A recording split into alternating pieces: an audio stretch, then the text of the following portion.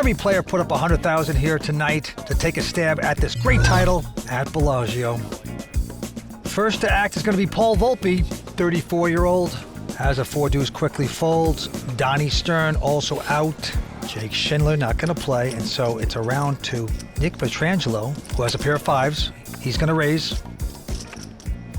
Bill Klein goes out. Now Kerry Katz from Vegas. He's got a pair of 9s. How much? 16? Kerry just going to call here. Could raise, he could call. Either option, pretty reasonable. Doc Kane goes out. And Tom Marchese with ace-3 will also make the call. The flop is a jack-7 deuce. Marchese's going to check. Nick also going to check, and now... Pretty good flop for Kerry here. I would expect him to bet in position on this uncoordinated texture. Kerry is a family man, father of 6, lives in Vegas. Did you go? Oh, I missed it. I'm sorry. Check. A little confused there. That was a quick check. Must be all the kids. He checks as well. 4 diamonds on the turn. So Tom, now with a gut shot to the 5, can also win this pot with an ace. Yeah, he senses a little weakness around the table after that flop, so look at this. He's getting the chips out. He's going to bet 32,000. Now Tom hoping that Nick will just quickly fold stuck in the middle and that Kerry hasn't connected in a meaningful way, but as we know, he has a real pair here. Yep, Kerry, founder of the College Loan Corporation, has made over $5 million in tournaments. Pretty impressive. He's got the best hand here. Let's see how he wants to play it. He's looking over at the big cheese. That's Tom Marchese. Actually, they used to call him the big cheese when he weighed a lot, and now they call him, because he lost a lot of weight, just the cheese. Well, he's just going to call, and we're going down to the river. 7 of hearts doesn't help Marchese. And not a great card for Tom to bluff here. A 7 is a likely hand for Kerry to have.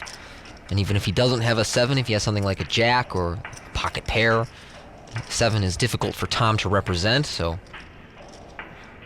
there you see Tom checks. He gives it up, and Kerry, content to just turn over his cards, the winner. So the new stranger at the table, Kerry Katz, taking down his first hand here tonight. Tom takes one quick stab at that pot, but doesn't lose any more chips. You know, he's a family man, married, father of 6. He's made over $5 million in live tournament earnings. Play online poker for real cash and prizes at WPT Global. Sign up for free today and get a free entry into a $100,000 guaranteed tournament. What are you listening to? Adele? You wouldn't guess it. Yeah, I have absolutely no idea. That range is wide. Action's going to Sean Winter from Jacksonville, Florida. He quickly folds his hand. Jungle noises or Twinkle Twinkle Little Star. And now Donnie Stern with Queen Jack chuckling it up there. Yeah, Donnie trying to liven up this table a little bit. He's someone I actually know really well. He's a great guy, a really smart player, and we're going to get to see him in action today. Wow, very tight with him. Well, we got some folds, and now Kane lie with ace-jack. You know, Donnie's a very diverse player. He played a lot of online and live tournaments over the year. He's recently started transitioning into high-stakes live pot limit Omaha cash games, but still plays a fair bit of no limit online, so really a very diverse, thoughtful player. And here we see him raising up queen-jack and get called by an ace-jack, and both players flop top pair on Jack 10-10. Oh boy, Kane's gonna check the top pair. Huge kicker, trying to suck his man into betting, but no. Yeah, I like that check from Donnie. Check, check, deuce on the turn. He can both induce some bluffs from the amateur Kane lie, as well as prevent losing very much in the event that he does run into a 10. Only bet 16,000. Quick call there by Donnie. So Donnie's whole plan here was to check back and call on both the turn and the river, almost regardless of the run out, and certainly a deuce and then a 4 will not prevent him from paying off here, so Kane is about to win a nice pot. Let's see what Kane bets. It looks like 23,000. He's made a pretty small bet here. I actually think he could have got a little more. He only bet about 1/3 pot there, but it will definitely get called by another jack. Sometimes it'll get called by a pair under the board, but overall a pretty well played hand by Kane. Now, you're a great player, Tony. Have you played one of these alphas yet? Put up 100. No, I have not put up the whole 100,000, but I'm hoping that Bill Klein does well in this event and I can become his next charity. All right. Fedor has raised, Kane going out, Marchese out. And now Donnie Stern with a 10-8 of diamonds. He's in the big blind. Might want to consider slopping around. Yeah, I think Donnie's going to come along here out of the big blind. So we saw Fedor play King-Jack when he was 3-betting out of the small blind. Now he's open raising here on the cutoff and facing off against the fellow professional. Yeah, Donnie is called, and the flop is a jack. 8, 6, 2 hearts, 3 hearts, I'm sorry. Yeah, both players connect, but this monotone texture likely to slow down the action a little bit. Top pair for Fedor. He's going to bet 25-5. And Donnie has connected just enough here to get stuck into it. He's going to make the call. Yep, he is going to gamble. And at this point, Fedor likely believes he still has the best hand. Look at this, a 10 on the turn. That gives 2 pair there for Donnie. Great card for him. And I don't think that's a card that Fedor is happy to see. He knows that Donnie can potentially have Jack 10, 10-8, 9-7. A check, and deuce, irrelevant card on the river. And Donnie with 2 pair, stumbling around with 10-8. Looks pretty strong here. At least decent enough for a bet, you would think. Yeah, I anticipate Donnie will bet. I don't think he has reason to believe that Fedor is going to bluff for him if he checks. So there you see. Yeah, there's the bet. 55,000, and the young man still has top pair with the big kicker. Not an easy situation for Fedor, but because Donnie can have some missed heart draws here, or maybe, just maybe, be betting a worse jack, although that would require him to have something like queen jack, I think that Fedor will call, but I'm not really sure. This is a very close situation. It's a nice bet, and he is going to pay it off. That is a thing of beauty for Donnie Stern. Turning the 2 pair, Fedor disgusted. Oh boy, he's going to talk to you about that in Austria when you two are sleeping together. Oh man, he's going to keep me up at night. I bet he is. Hearing about how my housemate Donnie Stern just drilled him on the turn. Nick Petrangelo has raised up King 9. Kerry Katz behind him in position with pocket 10s makes the call. Continuing his trend of flat calling pairs pre-flop. Now with Paul Volpe in the big blind. Does he want to play Jack 9? Sure he does. We got 3-handed action. And the flop is at 8-8-5. It's a good looking flop for the pocket 10s of Kerry Katz. And both players check to him. Yep, Kerry again with a nice overpair on eventful flop. Yeah, expect to see a bet here any second. Kerry, the local, the entrepreneur. Oh wow, he checks behind. Gonna disguise his hand, perhaps. 7 of hearts on the turn. Yeah, safe card for Kerry. It does give Paul Volpe a double belly buster straight draw to either the 6 or the 10, but actually a 10 would give Kerry Katz a full house. Little does Paul know. Well, Paul likes it, though. In first position, he's getting out betting chips. Yes, he makes 38,000 the bet. Nick's gone out. Action back with Kerry. I like this bet from Paul. This is a good board for someone in the big blind to represent, but I doubt that he's going to get this bet through Kerry. Let's see what he wants to do with it.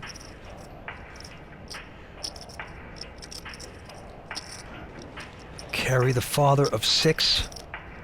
Maybe that's one of the reasons why he plays so much poker. Just get away from the house for a little bit. For a little R&R. But he's had some big results in his career. Now look at this. He's raising. There you go. Gonna check raise. Moves it up to 80,000. Back on Volpe. Kind of a weird raise here that almost over-represents his hand, but as it turns out, it does block Paul from drawing cheaply to the river and gets him to go away, so... That's right. Take it while you can. Don't let them outdraw you. Kerry Katz taking down that one with the wired pair of 10s. So around the horn to Nick, who finally picks up a big hand. Ace-King. Makes it 18,000 to go. Bill Klein in the big blind with a Jack-10. He's been desperate to play something, anything. And he has a very playable hand here in the big blind, facing the raise in position. So we'll go to a flop heads up between our two blinds. Yep, Bill, the retired businessman, non-professional, but an excellent poker player. He's had some big results here on the poker circuit, and he catches jacks like that on the flop as a Jack 8-5 hits the board. Yeah, great flop for Bill. Not what Nick was looking for here, but Ace-King probably a little too good to give up on yet. Does he want to bet or check it? He checks, and surprisingly, Bill checks behind. I really like that play there. Gotta love it now because he's hit 3 of a kind. He's trapped his man beautifully. Yeah, and he's disguised the strength of his hand very well. Yes. I think that Nick would expect a non-professional like Bill to just bet every time he has top pair. Oh, so wrong. But Nick's going to check again, and Bill's finally going to come out with a bet. Looks like 20,000. That's why it's tough to put a non-professional on a hand. Yeah, as far as Nick knows, that jack on the turn is a safe card for him. He's called it. Going to the river. 8 pairs the board. Well, now there's 2 pair on the board, but that misses the flush draw. It misses all of the straight draws. And Nick likely thinks that if Bill had a jack, he would bet the flop, so he could get in some trouble here. He's checked again, and of course, Bill, with jacks full, thinking about how much he can weasel out of his man, and it looks like 43,000. And you're right, this is actually, the way it was played, a callable bet. Yeah, it is. Nick looking over at Bill. Bill saying, please call me, please, please. Make me look good. And he's going to get the call he wants. Wow. Have a jack. He's in. Nicely played hand by Bill Klein. That check on the flop really made this hand pay off for him. If he just bets the flop, Nick might fold right then and there. Instead, he gets 2 streets of value. Excellent hand. Well, he's playing against the best. Bill Klein shining here tonight. Play online poker for real cash and prizes at WPT Global. Sign up for free today and get a free entry into a $100,000 guaranteed tournament. Four-handed poker continues. Matt Hyman, the entrepreneur from San Francisco, folds his hand, and now Chino. The moderate 10-8 of clubs will raise 125. It's in that walking the dog chapter. They got to say sometime the dog bites you on the ankle. Jonathan is done with an ace jack, not going to re-raise, just calls. Eric can be allowed in because he's in the big blind and he can slop around with the 6-4, and that's what he's going to do, hoping to catch lucky. And here is the flop. Whoa, look at this. Jack 9-8. Unbelievable straight flush draw for Chino and a pair. And of course, top pair for Wah. And Chino will bet after a couple checks, 170. Well, I don't care if you're Phil Ivey or Mr. Magoo, you're going to get your money in with the hand Chino's got. A pair and an open-end straight flush draw. Look at this. Jonathan not going to raise with top pair and big kicker. Eric out. Had he been raised, we'd have seen a huge pot here, Vince. To the turn. Will Chino hit his hand? Not there, as a 4 of spades appears. Now Jonathan while continuing to slow play, but Chino checking behind him and now hits the deuce of clubs on the river to make the flush. That's what you got to do on the river. Get lucky. Chino has done so, and Jonathan Wah now going to play backwards. He's going to bet when he's finally beat. What's the bet, 330?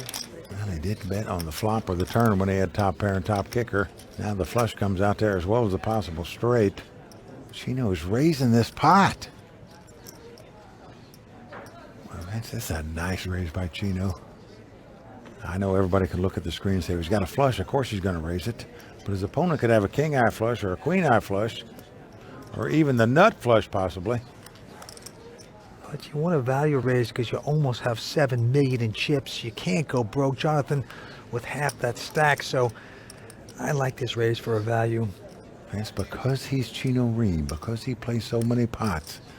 He gets paid off on a lot of hands that others may not get paid off on. We just saw Eric Lingren pay him off with 2 kings when an ace hit the board and Chino bet on the river.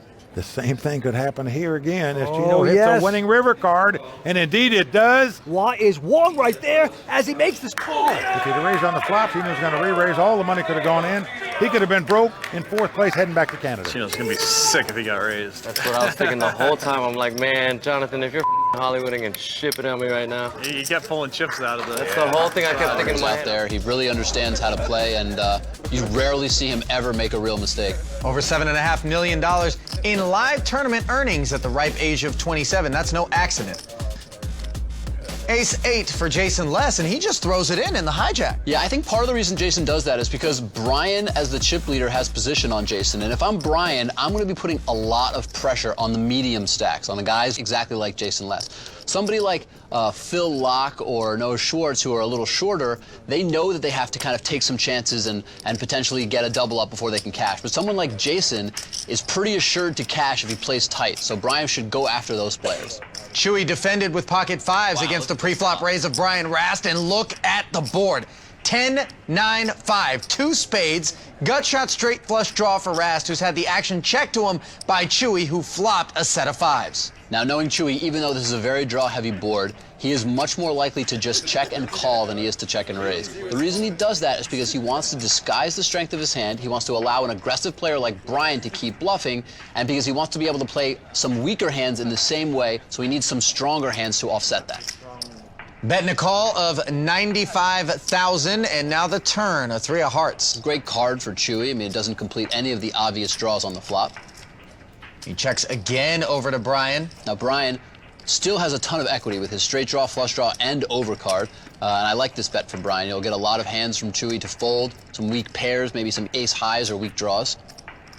Rast keeping his foot on the gas to the tune of 265,000.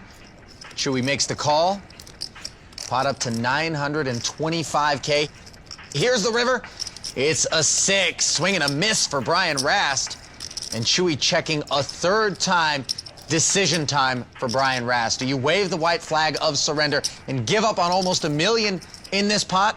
Or do you fire that third barrel? I think you have to fire if you're Brian. Obviously, that's the only way he can win the pot, but he's shown aggression throughout the hand, so he can represent a number of strong hands. We know that Chewy has a set of fives and is not going anywhere, but there's no reason to assume that. Chewy could easily have a draw that's missed or even a weak pair of 9s or 10s, and that'll be a very tough call for him to make given Brian's level of aggression. So I think it's a good play for Brian to bluff. We know it's not going to work, but that you can't be results-oriented in this game. Well, Brian's making what, Olivier, you call the right decision, but something we know is going to yield the wrong outcome, at least in his mind. Betting 620,000, Andrew comfortably making the call, and 3 nickels will take the pot. And the real question for Chewy was just whether he was going to call or raise. At this stage in the tournament, so close to getting into the money, I think it makes sense for Chewy just to call. There's no reason to take a risk that Brian happens to have a better hand. I think both players played that hand exactly how I would have. He's still got plenty of play in his stack. Jake Schindler, King-Queen offsuit, opens the action with a raise to 2,500. Noah lays down, back around to Byron, who folds over to Jason Mercier, the local with ace-king suited.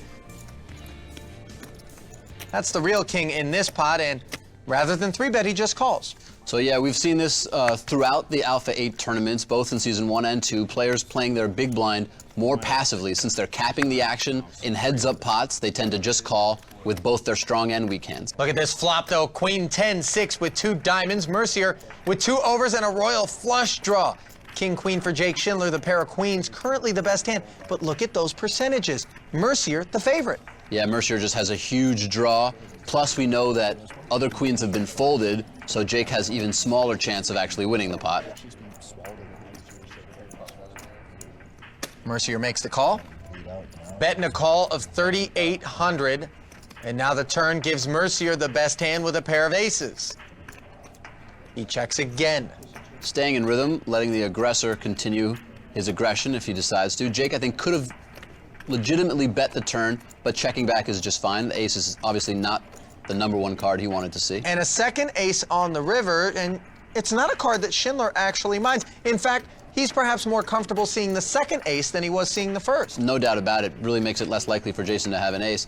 I'm not exactly sure what Jake's thinking about, to be honest. I would have already called this bet. I can't really imagine folding here. Yeah, Mercier bet 7,700. Not a huge bet, really about just half the pot. Schindler does not look comfortable. Yeah, maybe Jake just has a live read or just a a live sense for what's going on. He just feels that Jason is strong and is not sure what to do. You know, sometimes it's tough when your live sense of the situation conflicts with your theoretical understanding with what to do. Maybe that's what's going on with Jake right now. Yeah, and Jake makes the call for 7,700 and pretty upset with himself, wearing his heart on his sleeve there. Jason Mercier picks up the pot. Blinds are 1 and 2, and here we go. Pat now with a 9-7 with the button. And he will just call again. No raise. Max, the 26-year-old poker pro with a 4 deuce of diamonds. Gonna see 3 cards. No raise here. And the flop is, wow, a 6-5-4, 2 diamonds. What a flop. Max, pair, gut shot, flush draw, Pat, overcards, straight draw. Can't imagine that there won't be a bunch of money in the middle. That's on Pat. He's been checked too. Oh boy, he is going to push it. He's going to push it all in. That has been Pat's move lately, and Max, I'm sure, will be happy to gamble here. Yeah, He's flush. just like, yeah, let's go. Pair of 4s. He turns him up. He calls. Max is a nice favorite here to become our champion. It's a nice sound. Good luck. Pat looking for an 8, a 9, a 7, but no diamond. Pat's family in the audience, hoping for a miracle. Turn card is a deuce. Okay, just one more card to fade, and Max is going to be the champion. Pub man in a lot of trouble. Can he catch it straight, or otherwise it's over? Max will take this championship, the local. It's a deuce, and Max has done it! The hometown hero takes down the pub owner. Yeah, tremendous.